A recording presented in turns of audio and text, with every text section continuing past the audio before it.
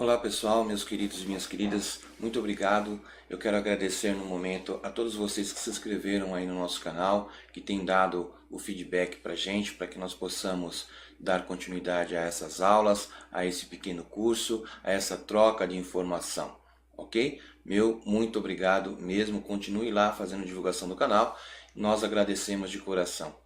Hoje nós trazemos um assunto mais diferenciado através de uma solicitação de alguns alunos, que é dar uma introdução, na verdade, referente à medicina nuclear.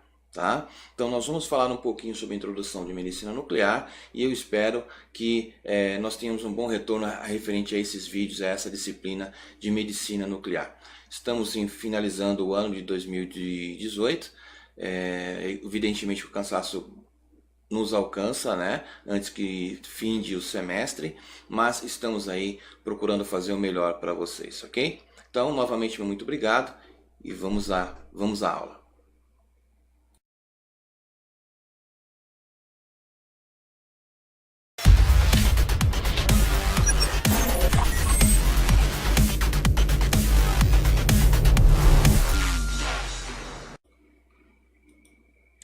Bom pessoal, nós vamos começar falando então, dando uma pequena introdução à medicina nuclear. Evidentemente que nessa primeira aula, nesse primeiro momento, nós não vamos conseguir falar sobre tudo, sobre todo o assunto. Nós vamos conseguir falar um pouquinho sobre a história, falar um pouquinho sobre a introdução, qual é a função, alguns dos exames e alguns dos materiais, alguns dos radionuclídeos que nós vamos utilizar em medicina nuclear, tá? Então, primeiramente, eu quero passar para vocês a bibliografia. Você pode acessar esses sites ainda do CNEM, do IPEM, do SBBNN, SNM.org, e lá você vai encontrar uma boa base, talvez um pouquinho não tão atualizada, ou não sei se deram uma atualizada nos sites no momento, mas lá você consegue ter aí as referências para o seu estudo em medicina nuclear.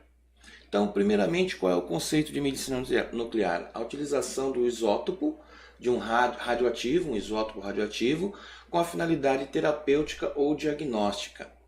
Existe aí uma grande confusão que geralmente as pessoas fazem em relação à medicina nuclear, acham que o radioisótopo ele é um meio de contraste. Então, olha, vamos deixar bem claro logo do início. Radioisótopo, ele me dá uma imagem, me fornece uma imagem, lógico, através de um equipamento específico, mas ele não é utilizado como meio de contraste, tá? Se você pegar as aulas anteriores de meio de contraste, o meio de contraste é uma coisa, medicina nuclear é outra coisa completamente diferente, tá? Então, ele tem lá a nível terapêutico, eu vou trabalhar geralmente com iodo 131, que é com a finalidade de fazer um tratamento, utilizando o iodo como base.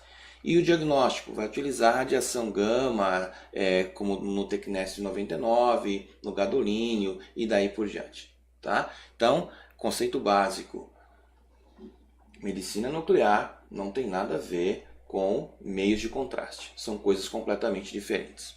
Ok? Então, já no uso terapêutico, nós vamos falar sobre o iodo 131. Ele é um radioisótopo, então eu pego lá um percentual de iodo, né? E eu vou acrescentar nele o meu produto radioativo, e esse iodo ele vai levar o produto radioativo até a minha região de interesse. No caso aqui do iodo 131, a tireoide, porque a tireoide ela produz material iodado para o seu organismo. A base do funcionamento da função da tireoide é o iodo, né? Então, justamente por isso, como existe essa afinidade, eu consigo fazer com que o produto radioativo, o meu radioisótopo, seja levado diretamente à minha glândula tireoide. Tá?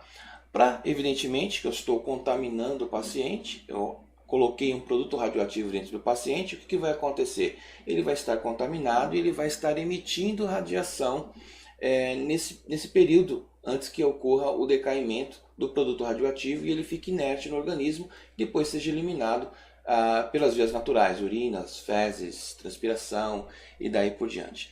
Nesse período, o paciente vai ficar em uma sala separada, durante algumas horas, justamente onde todo o material que ele produzir pode ser recolhido e depois descartado num lixo normal. Tá? Bom, todo o material radioativo ele tem afinidade, como eu falei, o iodo 131 ele tem afinidade com a tireoide. Nós temos outros produtos radioativos que também têm a sua afinidade.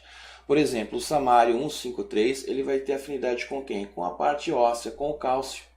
Então, quando eu contamino uma pessoa com o samário 153, isso vai fazer com que o cálcio seja ativado, né? O meu produto radioativo que tem afinidade vai se comunicar com aquele cálcio e é onde que através de um processo radiográfico, um processo dentro de uma câmara, por exemplo, eu consigo visualizar a concentração do produto radioativo nas partes ósseas do meu paciente. Então, externo, fêmur, tíbia e fíbula, partes do úmero, onde tem afinidade, o material radioativo vai acabar ficando impregnado naquela região. Eu estou falando um pouquinho rápido, pessoas, porque esse vídeo ele vai ficar muito longo, então eu tenho que ser mais preciso. Depois nós vamos passar em outras aulas, talvez, com um pouco mais de suavidade sobre os temas, tá? Então, medicina nuclear como conceito básico tem como objetivo avaliar a função de órgãos ou estruturas através das imagens, né? Vai dar uma visão da funcionalidade e da morfologia dessa estrutura. A administração do material radioativo pode ser via venosa, que é o mais comum, via oral e também inalatória, via respiratória, via respiração do próprio paciente. Eu vou associar um fármaco ao material radioativo. Deu para entender agora por que ele não é um meio de contraste? Como nós vimos anteriormente lá nos contrastes iodados, nos contrastes baritados, nos contrastes naturais. Então, eu tenho associação da administração do material radioativo endovenoso ou não, pode ser inalado ou ingerido. É um farmacológico, ou seja, é um remédio associado ao material radioativo. E ele não é um contraste, e sim um radiofármaco, são coisas distintas. Né? E a captação desse material vai ser pela estrutura, pelo órgão, pelo cálcio, pelo iodo, que vai diretamente para a minha região de interesse. Então são coisas distintas. Outra coisa, visa funcionalidade e não morfologia. Eu quero saber se aquele órgão está ativo, se ele está funcionando. Tá? Eu vou abrir um parênteses aqui e vou fazer uma pergunta clássica. Eu consigo fazer exame contrastado em um cadáver? A pessoa abriu óbito, está morta. Eu consigo fazer exame contrastado nessa pessoa? Sim. Dependendo do tipo de exame, eu consigo, através de uma pequena bomba, injetar, por exemplo, contraste baritado ou iodado através do reto, do intestino, em alguns grandes vasos. Eu consigo fazer esse exame contrastado, mesmo com o paciente tendo aberto o óbito, certo? Não é o caso da medicina nuclear. A medicina nuclear, obrigatoriamente, eu tenho que ter funcionalidade de órgãos para eu saber se existe ali uma reação ou não. Tá? Então, existe essa diferenciação entre um para com o outro. E então, dentro desses tipos de exame, evidentemente que eu vou capturar uma imagem, e essa imagem é uma imagem cintilográfica. Então, como são chamados os exames? São chamados de cintilografia, né? Cintilo de cintilação, ou seja, o brilho, e grafia que vem de fotografia mesmo, de imagem, né? Então, fotografia por cintilação. Como que é isso? O material que eu introduzi no paciente, ele vai emitir radiação. E essa radiação, através de determinados equipamentos, eu consigo capturar e transformar isso em uma imagem. Não é uma imagem nítida, né? Porque a cintilografia vai medir funcionalidade, mas é uma imagem viável para eu saber se há funcionalidade do determinado órgão ou não. Tá? Então, eu tenho lá um equipamento que vai captar a radiação emitida pelo paciente e vai transformar isso em uma imagem radiográfica. Bom, essas imagens que nós estamos apresentando aqui, são muito conhecidas, principalmente na internet. Todo esse material você vai encontrar ele por completo ou picado na internet. Bem porque também muitos dos materiais que eu produzi e também forneci para os alunos acabam indo parar na internet, né? Então, assim, eu não me importo com esse tipo de coisa, eu acho até bom, porque informação e conhecimento tem que ser passado mesmo, não pode ser ficar ali unicamente, você não tem domínio dessa informação, a informação tem que ser passada. Então nós temos aqui a utilização de gama-câmara, por exemplo, com tecnésio 99, com gadolínio 67 ou iodo 131. O que ele vai fazer? Ele vai se associar à minha área de interesse e através da minha gama-câmara eu consigo visualizar a funcionalidade desse órgão. Um pouquinho da história. Como tudo aquilo que nós fazemos aqui, nós passamos um pouco da história. Tudo começou com Henri Becquerel, na descoberta da radioatividade natural em 1896. Becquerel foi um dos precursores da descoberta das radiações naturais e dos radioisótopos, digamos assim. Tá? Depois dele nós tivemos outros personagens, mas Becquerel foi o precursor de tudo. Tá? Tanto que nós temos aí inclusive uma unidade de medida chamada Becquerel, em homenagem a Henri Becquerel, que foi o grande pioneiro na área da radioatividade natural. Depois disso nós tivemos Pierre e Marie Curie, que descobriram o polônio e o rádio, que são elementos radioativos naturais. Evidentemente que nos anelos da história existe aí, né, a história de Pierre e Marie Curie. Marie Curie, na verdade, era uma aluna de Pierre, eles se casaram, ela deu continuidade ao trabalho dele depois da morte dele, ele morreu, sofreu um atropelamento por uma carroça na época, e ela deu continuidade ao trabalho dele. 1932, Frederic Irene Joliot produziu artificialmente os radioisótopos dos elementos com baixo número atômico. Então, quer dizer, ninguém fez um trabalho isolado. Todo o trabalho que nós criamos hoje em dia sempre vai ter participação de um segundo, de um terceiro, de uma quarta pessoa. O trabalho não se finda com a morte da pessoa naquele momento, né? Então, em 1946, Seidlin fez a primeira administração de iodo 131 para tratamento de um carcinoma metástico de tireoide. Então já se sabia que a tireoide tinha afinidade com o iodo, se associou o radioisótopo a esse iodo, a tireoide absorveu esse iodo juntamente com o radioisótopo, que ficou sendo irradiado até que se diminuísse ou se tivesse uma inibição da metástase. Década de 50, Benedict Kaysen desenvolveu o primeiro mapeador linear.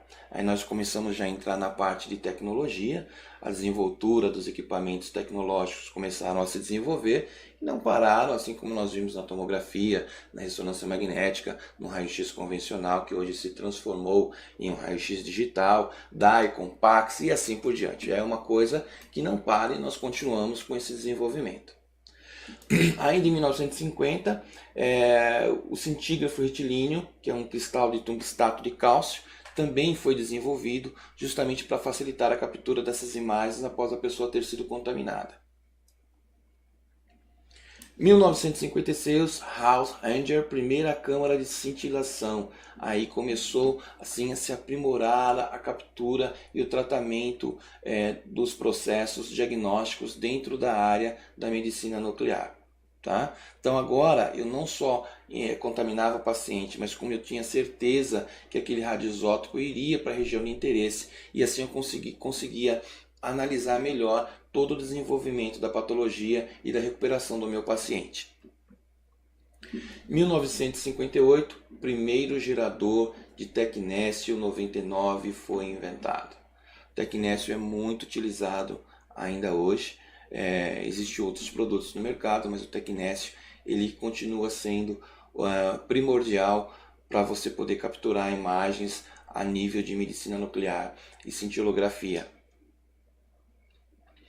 1975, Ter Postman desenvolve o primeiro mapeador de pósitrons utilizado para pesquisa desenvolvido ao alto custo do equipamento. Até hoje, o PET-CT, por exemplo, é um exame muito alto, muito caro, de alto custo agregado. Né? Em 1975, eu tinha 1 aninho de idade nessa época, já existia esse equipamento, mas era uma coisa de alta gama. 1990, o avanço da tecnologia, a maior facilidade da produção, faz com que o PET seja aceito como uma modalidade diagnóstica. Até então ele era usado somente para pesquisa. Né? Agora não. A partir de 1990, ele passou a ser aceito como uma modalidade de diagnóstico por imagem. Bom, quais são os profissionais que atuam geralmente dentro da medicina nuclear? Ninguém trabalha sozinho, né? Então nós temos uma junta médica, que é o médico nuclear, enfermeiro, técnico, tecnólogo, pessoal da administração, físico e assim vai. Né? Ninguém fica sozinho ali. Dependendo do setor que você está atuando, vão existir protocolos fechados.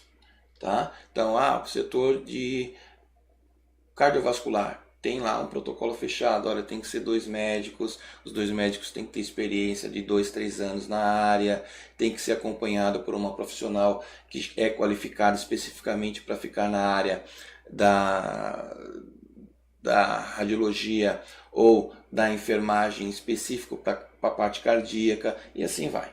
Né? Quanto mais específico é o profissional, evidentemente que melhor é o processo de cura nesse sentido. Bom, fisiologia. Para que eu tenha uma formação da imagem, eu preciso ter, como nós falamos anteriormente, a parte fisiológica em funcionamento. Para que eu tenha um relacionamento de vida do elemento básico juntamente com o radioisótopo que eu apliquei no meu paciente.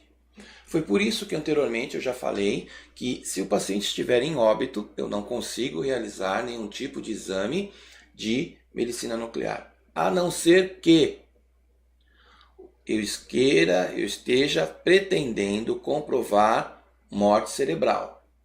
Aí sim. Por quê? O que acontece na morte cerebral? Na morte cerebral, o cérebro simplesmente para de transmitir as informações para o restante do corpo. Mas eu consigo manter o restante do corpo em sobrevida nos equipamentos de sobrevida. Então eu vou ter coração batendo, eu vou ter tudo funcionando dentro do organismo do paciente, sistema renal, sistema neurológico, está tudo funcionando. Né?